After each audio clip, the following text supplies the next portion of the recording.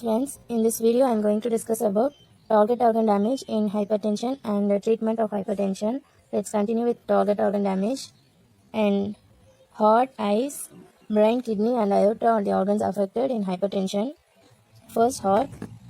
Heart will be working more and the demand of the heart will increase, and due to the increase in the oxygen consumption of the heart, patients will get left ventricular hypertrophy, and that will cause up endocardial ischemia.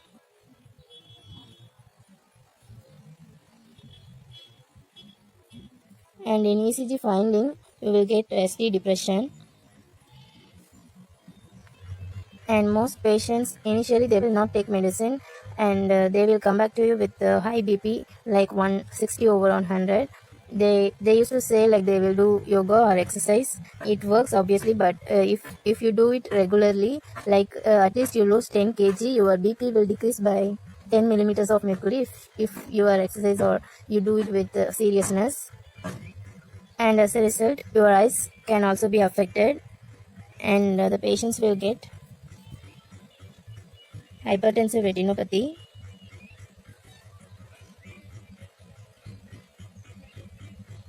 And there are types of hypertensive retinopathy. In type 1, patients will get focal attenuation.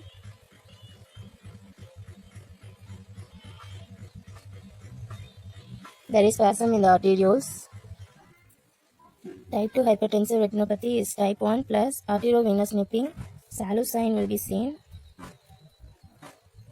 And in type 3 hypertensive retinopathy, type 1 plus 2 plus 3. Third one is flame-shaped hemorrhage will be seen in type 3, and cotton wool spots also be seen in type 3. And flame-shaped hemorrhage you can see in trauma case also. In type 4 hypertensive retinopathy, you can see papilledema. And in brain, patients will get hemorrhagic stroke or acute ischemic stroke.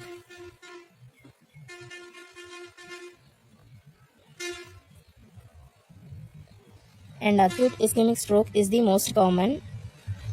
For acute ischemic stroke, findings will take some time to appear.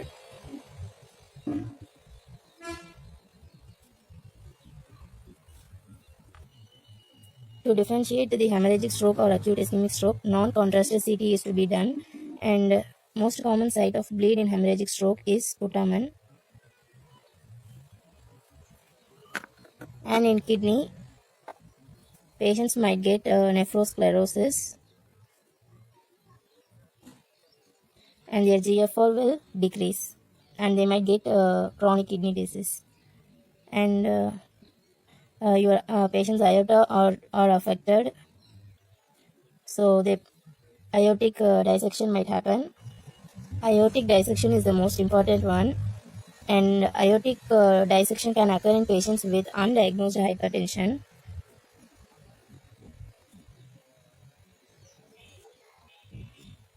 Patients have hypertension for a long period, and he or she did not diagnose with hypertension, and they might get this aortic dissection.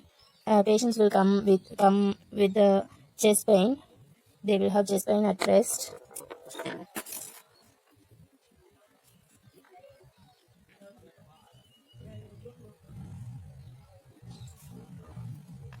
When you ask the patient to locate the pain, like where is the pain, the patient will put his hands at his back at the interscapular area. And if you see the word interscapular area, you should blindly answer this aortic dissection. So pain located at the interscapular area, the pain transferred to the interscapular area. The diagnosis would be aortic dissection due to the undiagnosed hypertension. I am showing you the cardiac chamber, and this is the aorta. Aorta is a fairly thin-walled blood vessel responsible for peripheral resistance. And when blood is coming into the lumen, and here there is a tear. There is a tear here in the aorta, and when blood coming into the lumen, some blood will go into this false lumen that is created, and the tear will propagate. Here there will be a tear, and when blood coming into the lumen, some of the blood will go into this false lumen that is created, and the blood will go antigradely forwardly or retrogradely backwardly. And if the tear will propagate antigradely, that is forwardly, it can involve the internal carotid artery and causing the neuronal symptoms. And if the tear will propagate backwardly, that is retrogradely, it will cause coronary artery dissection. And for diagnosis, you can do transesophageal echo for unstable patients. And when the patient becomes stable, you can do CT angiography. In CT angiography, the finding would be tennis ball appearance.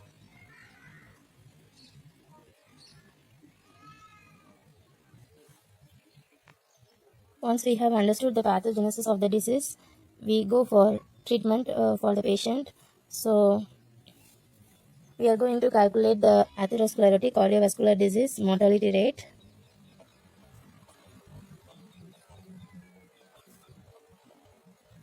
And you can download the app of ASCVD in your mobile phone, and this is by Medical College of Cardiology. You just need to give the patient's age and BP values, and whether he is diabetic or not.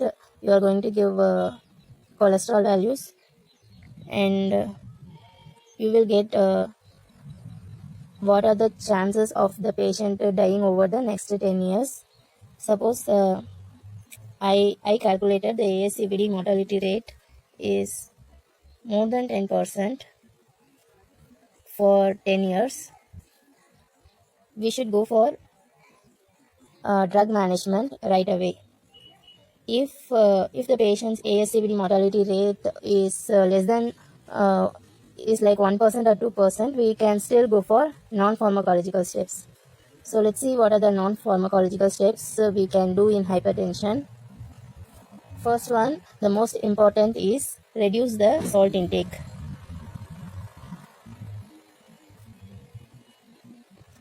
And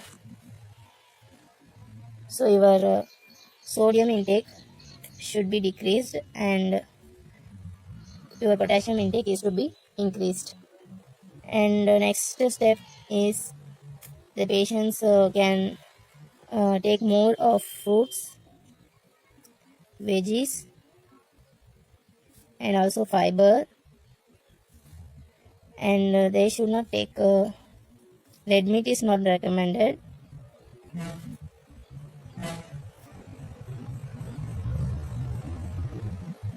Chicken biryani is okay, but it will be more oil, so you can use olive oil instead of traditional oil. And the patient should do some breathing exercise. And most importantly, they should lose weight. Weight loss should be approximately 10%. If your patient is 80 kilogram, they should he or she should lose at least 8 kilogram. So weight loss is really difficult for anyone, but to reduce the blood pressure, they should do that regularly. So these are the non-pharmacological steps they can do to reduce the BP values. But if the ASCVD mortality rate is more than 10%, or it's more than 10%, you should go for drug management right away. And for patients with myocardial infarction also, you should go for this drug therapy. It depends upon age group of the patient. If a patient is less than 55 years of age, you can go with ACE inhibitors or angiotensin receptor blocker. When you use ACE inhibitor, the patients might get dry cough, so you can go for angiotensin receptor blocker like clozartan. And if your patient is more than or equal to 55 years of age, you can go with the calcium channel blockers.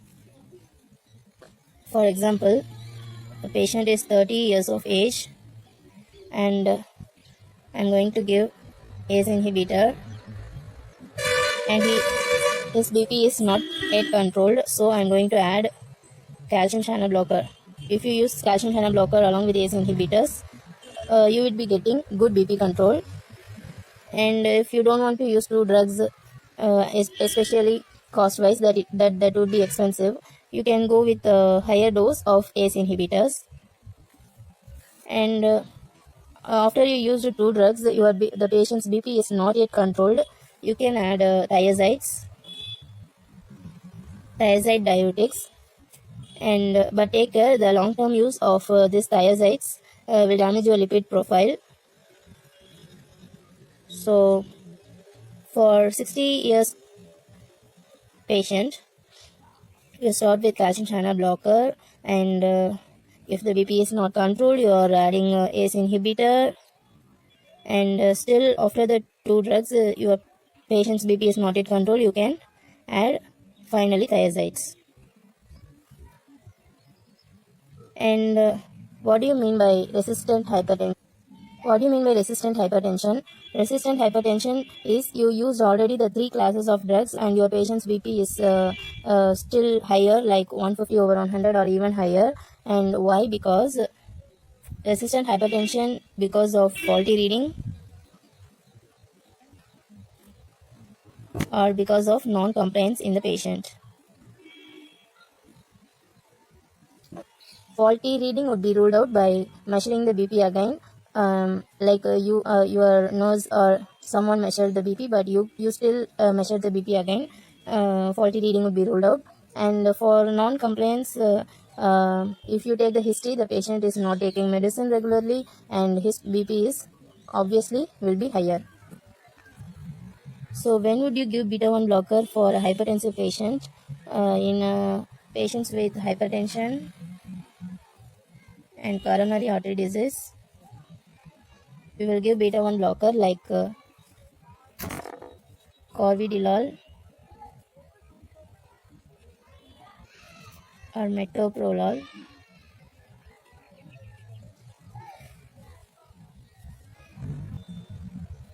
And for patients with hypertension and benign prostatic hypertrophy, we will give alpha 1 blocker like prazosin. And for pheochromocytoma,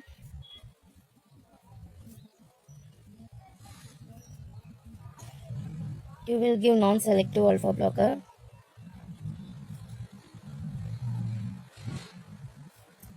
like phenoxybenzamine.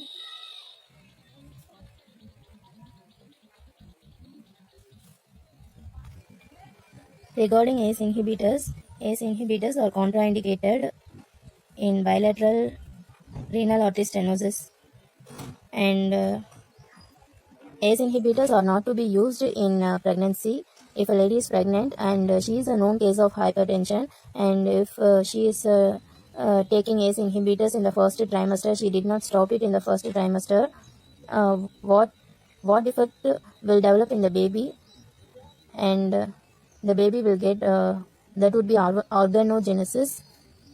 So ACE inhibitors are teratogenic and will cause renal agenesis. So it should not be given in the pregnant ladies, especially in the first trimester. And what are the side effects of ACE inhibitors? Well known is dry cough and angioedema.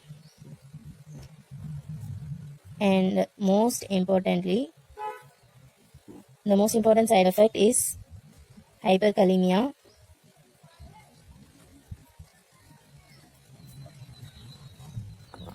ACE inhibitors should not be given in patients with CKD, because in CKD patients the potassium values are already elevated. So if you're gonna give this ACE inhibitors, potassium values even increase higher. So usage of this ACE inhibitors should be careful in CKD patients.